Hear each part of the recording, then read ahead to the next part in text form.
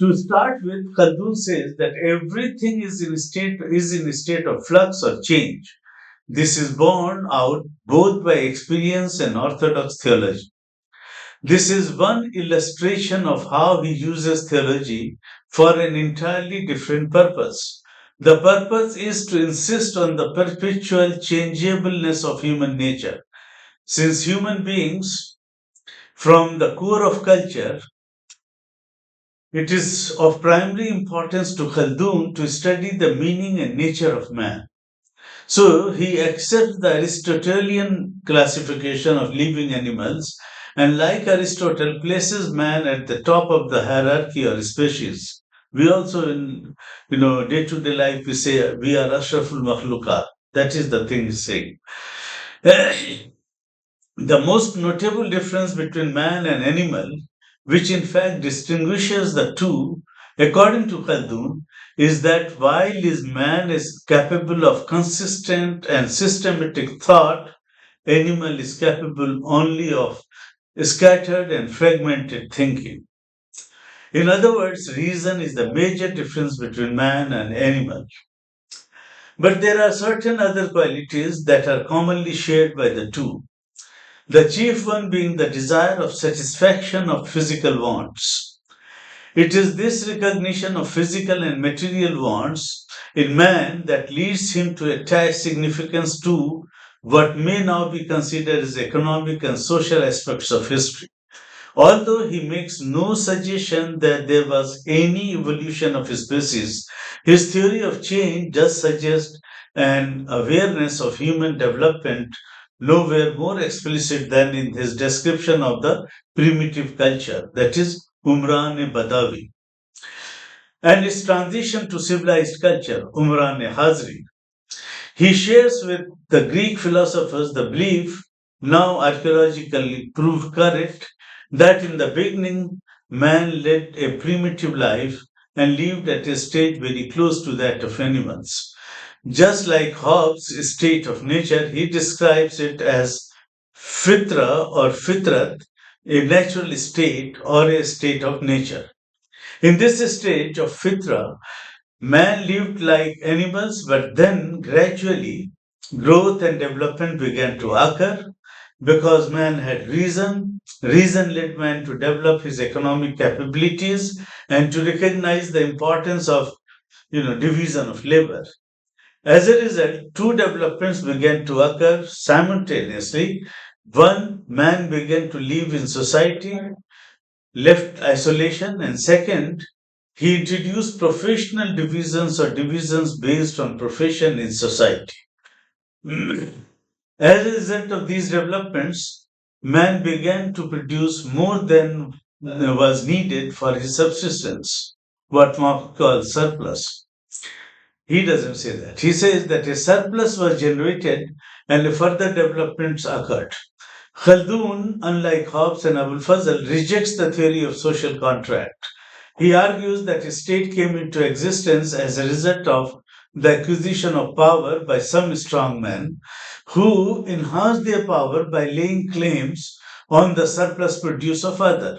These men needed not just force to keep themselves in power, but also wisdom that impressed upon them the need to gain the support of other men. A support they mustered by inculcating and perpetuating feelings of solidarity, that is, asabiya, and thus a state came into existence. Having arrived at their stage of primitive culture, Umran Badawi, how does further development take place? In nomadic and agriculture communities, he sees no difference between the two to start with, but as time passes on, primitive culture continues to persist in nomadic societies even after agriculture zones become a civilized culture, Umran Hazri. And for this, he invokes geography and economics to be responsible. Further, economic and cultural developments beyond the level of Umran Badawi require surplus, but this is not possible to generate in very cold regions or in deserts. He specifically cites the Arabs to substantiate his claim. He also mentions that Mongols and Turks as belonging to primitive culture, a reflection on his awareness of the world around him and especially the Islamic world. Primitive cultures, according to him, have certain very obvious disadvantages. Knowledge cannot develop, there are no cities, no cultural growth, no development of science, but they carry certain advantages as well, like the asabia. The solidarity is very strong, marked by family or blood ties and clannish feelings. People are not immersed in luxuries and can therefore take no to physical fatigue to a degree unimaginable in civilized societies. These are the qualities that allow the leadership of these communities to conquer civilized culture, instance of which are replete in history. At the core of civilized society is the city, Medina he calls it. Here again one notices the Greek philosophy at play in that Ibn Khaldun has taken the central position given by the Greeks to the city, polis. He relates the origins of the city to the growth of a state in primitive cultures. Simply put, primitive societies witness a large amount of growth, a large amount of surplus is generated, which allows the rulers to exact higher taxes. They begin to take interest in the construction of huge palaces and other magnificent structures. Artisans and merchants consequently collect and city develops. Once the city develops, it becomes the core of civilized culture.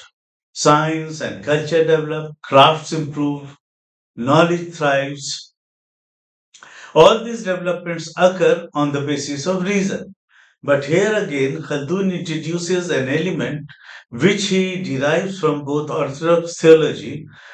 Once he claimed that cultural development is purely on rational and material basis, he is called upon to answer how does God's revelation then contribute to the cultural growth of man.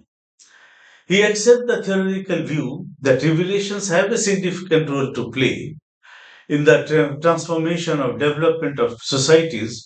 But having accepted this view, he puts a rider. He then goes on to investigate the nature of prophecy, introducing fresh departures from the theological position. He argues that prophecy is a human institution, and since the message of the prophet is for the human beings, they, of necessity, need to invoke human agencies and to take into consideration the community they are relating to. As a result, prophecy introduces a new sense of solidarity, asabta, a religious solidarity reinforcing or superseding other ties of blood, family, ritual, and kinship. This additional solidarity, these things, they enable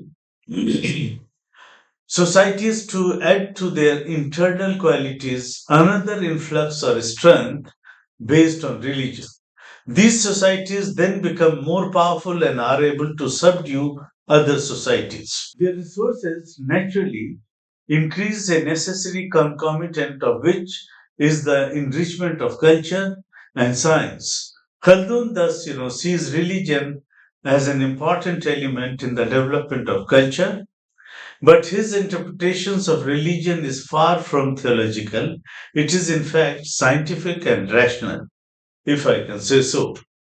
Khaldun thus, analyzes culture at three levels: material level, rational level, and religious level. So, spiritual or what he terms as revelations. Khaldun also goes into the question of identification of culture by its qualities, political, regional, or religious. From this, he moves on to develop a theory of cyclical change in culture. Each culture, according to Khaldun, has its features by which it can be identified, distinctive features, and furthermore, each culture has its phases of growth, apex, and decline. History is governed by successive cultural cycles. The problem before Khaldun, therefore, is to identify a culture particularly a civilized culture, and he places four elements with which an identification of culture can be made. They are number one, that there should be a state. A state has to be identified broadly by its dynasty, failing which by a regime that recognizes its continuity. Second is economy, third is a state of sciences, and fourth is religion. So he gives primacy to the state, a testimony to his scientific approach. In the rise and fall of cultures, he adds all these elements get affected. He thus sees history as an interrelated discipline in which politics, economy, learning, and religion interact and impress each other. The functioning of cultural cycles, according to Khaldun, the coexistence of primitive cultures alongside civilized cultures as of crucial importance. He argues when civilized cultures get weakened, they are attacked and overthrown by primitive cultures. This is usually achieved by the emergence of a leader in these primitive cultures who succeeds and bolstered up by the force of religion by taking maximum advantage of the martial courage, simple living, and feelings of asabiya, reinforced and bolstered by force of religion among his tribesmen. Sometimes it may not be a leader, but the entire tribe that may have succeeded in exploiting these qualities of primitive cultures against some civilized culture. With the subjugation of a civilized culture begins a new cultural cycle. In the first phase of this cycle, a lot of dislocation would occur. Towns would decay, power would pass into the hands of the primitive peoples. In the second phase, two processes, which will simultaneously occur. One is that the primitive people begin to appreciate civil society, so they begin to enjoy city life once they have entered into city life and take to the vices and luxuries of city life, and arts and culture get patronized. Secondly, there occurs a centralization of authority, kings and rulers not willing to share their wealth abandon the kind of consultative regimes they practiced earlier. In pointing out these dual processes, Khaldun perhaps has the experience of Arabs, Seljuks, and Mongols in mind. In the third stage, there is contentment and prosperity. Administration is stable. Economy is in a flourishing condition. Science has developed, and culture is at its apex.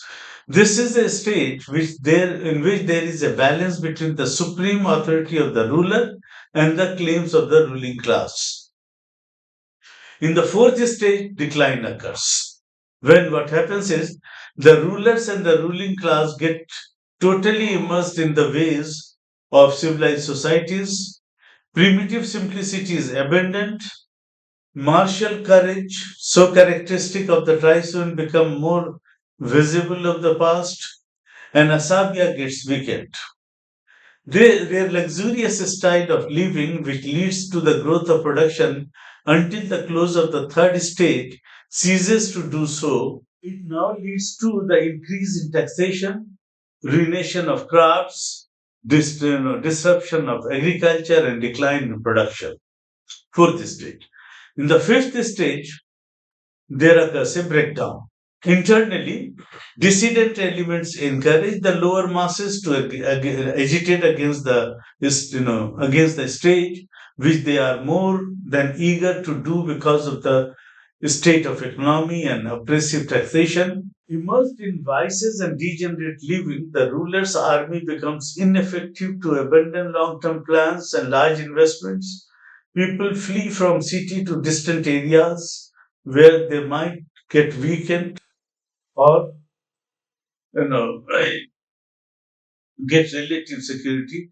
Cities decline, population falls because diseases increase and people begin to have smaller families.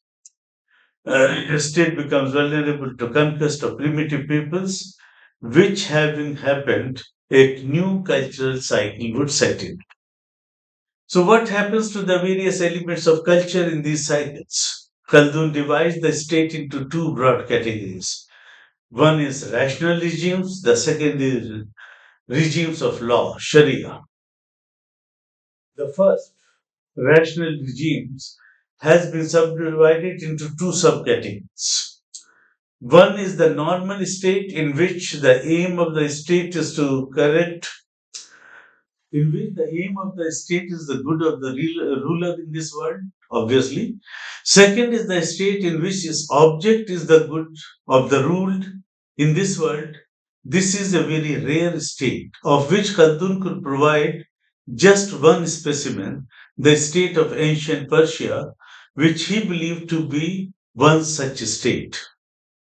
The regimes of law, on the other hand, are those states wherein the object of the state is not the good of the ruler and the ruled in this world but in the next. If such a state took care of the material and the worldly welfare of its subjects, it is only secondly to its main object, which is to get as many people into heaven as possible. Such a state again is very rare. In history, it has existed only during the time of the Prophet and the pious caliphs.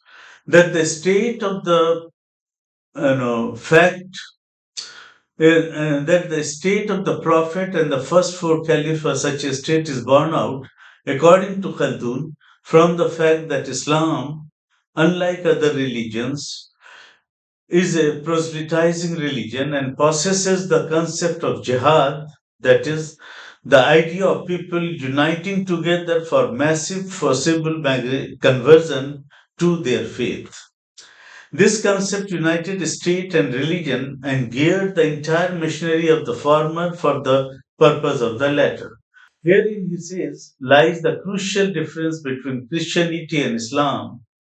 In Islam, the jihad making state is a necessary part of the faith, while in Christianity, state and religion are separable. Both the regimes of law and states where the rulers govern for the good of the people are exceedingly rare occurrences. The natural state is the one in which objectives of the ruler and the ruling class is their own prosperity and bliss, even it comes at the expense of the common people. In such states being entirely profane, non biblical, the religious people are given a very small share of wealth of the state. They, therefore, usually come from the lower middle classes of the society rather than from the higher classes. When the culture begins to undergo a crisis, they are the ones to first to get affected. As a result, there is, on one hand, the decay of the orthodox sections of the society, on the other, the rise of heresy. This naturally leads to the weakening of the religious solidarity, which in turn renders the culture even more vulnerable to alien attacks. This is how the cultural cycle affects religion and gets affected in return. The cultural cycle also affects the state of learning, sciences, and craft production. As the primitive conquerors get addicted to the luxurious lifestyle after some time of the civilized, they encourage initially to the growth of cities, increase in craft production, and expansion of science and learning. But as their luxuries outstrip the production capabilities of the state, this begins to happen in the fourth stage. Taxation increases, production falls, towns fall, population declines, crafts disintegrate, patronage of arts and learning is withdrawn. The state therefore affects the entire social, economic, and cultural structure of the society in a manner so as to bring its own disintegration. Broadly speaking, the major contributions of Khaldun are: number one, theory of cultural cycles, which is more attuned to the gradual development of society rather than causing an impression of the statement society moving in circles. He is perhaps the first to have sought an analysis of the interaction between primitive nomadic peoples and civilized settled peoples, how the two react. In Ashokan inscription also we had discussed this. He anticipates the theory of Asiatic despotism of a state, which which was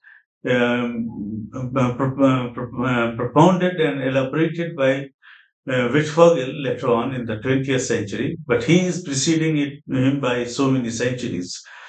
A state is a rent extracting machinery central to the state of economy and determines the configurations of culture.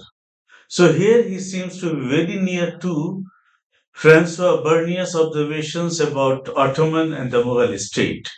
So thus, I expect you to relate the present discussion with how the states have evolved over a period of time, and in that context we can find this, we can underline the significance of Ibn Khaldun in giving us such a broad theory of state, which we don't find in any other writer of his times. And there lies the, major contribution of Ibn Khaldun to the study of history. Thank you.